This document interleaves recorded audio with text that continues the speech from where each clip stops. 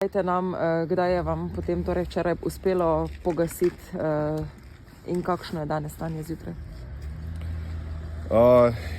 Nekje malo čez 7 ur prišlo do požara v podjetju. Sicer je šlo za večje skladišče, sestav 7 teh šotorov skladišča varianta. Nekje 7000 palet skladiščnih je bilo v tem objektu. Na kraj je takoj prišla gasilska brigada in pa prostovoljno gasilsko društvo iz javne gasilske službe Mestna občina Maribor. Sočasno pa smo seveda tudi aktivirali še druga društva, tako da skupaj je sodelovalo 230 gasilcev z 60 vozili in pa 17 društev plus gasilska brigada Maribor.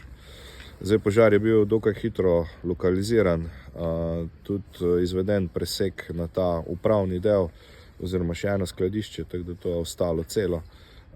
Tisti skladiščni del ostali je pa žal pogorel, ker je bil že komplet v ognju, ko smo mi prišli na kraj. Kaj je bilo v skladišču? V skladišču so bili izdelki iz plastike. Površina, tako kot ste včeraj dejali, 160 na 60? Ja, površina nekje 160 na 60 metrov. Če še samo obhod narediš, samo obseg tega je kar velika količina. Zdaj to obkoliti z gasilskimi enotami, to pogasiti terja pač zelo veliko napadov, veliko gasilcev in posledično tudi velike količine vode. Kako je bilo z vodo? Hidrantno omrežje ene takega požara niti ne prenaša, ne moremo s tem si zagotoviti dovolj vode. Tako da tu vsa zahvala gre tudi podjetju Surovina, da so nam omogočili, da smo iz njihovega rezervoarja, ko imajo 1000 kubikov pripravljenega pač za svoje požare, lahko to vodo dovažali sem, je pa tudi lokacija Surovina pa to podjetje dokaj blizu.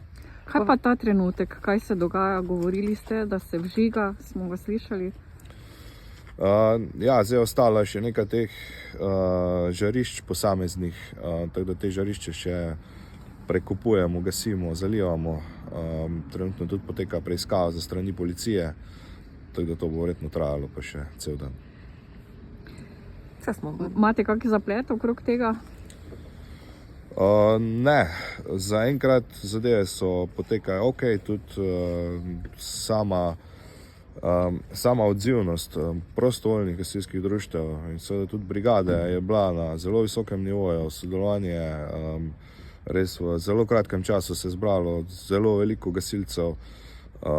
Tak požar ne more rešiti glih 10-20 ljudi, ampak rabiš maso ljudi, kar se je včeraj tudi pokazalo, da sistem v Mariboru deluje zelo dobro, da smo zelo povezani in da tudi samo izobraževanje na tem koncu, da gasilci vejo, kaj delajo, če lahko temu tako rečem. Mogoče pa druga stvar, da se pa mogoče v Sloveniji že več let nič ne dogaja na področju preventive oziroma neke zakonodaje, ali da se nič ne dogaja, mogoče premalo dogaja na področju zakonodaje za te industrijske objekte, mogoče tudi za objekte, kjer se zbira večje število ljudi. Smo tudi 14 dni nazaj videli en požar v Ljubljani, v dijaškem domu, tako da to so pa res tisti rizični objekti, industrijski objekti in pa objekti, kjer se zbira večje število ljudi in mislim, da se bo tu moglo v naslednjih letih dosti vlagati oziroma delati na neki preventivi in po vzoru neke tujine, ko imajo to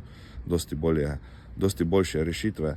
Jaz mislim, da v zadnjih letih se ukvarjamo samo, tudi vem, da so hudi, da je problematika na požarih v naravi, ampak te stvari pa mislim, da v zadnjih letih pozabljamo.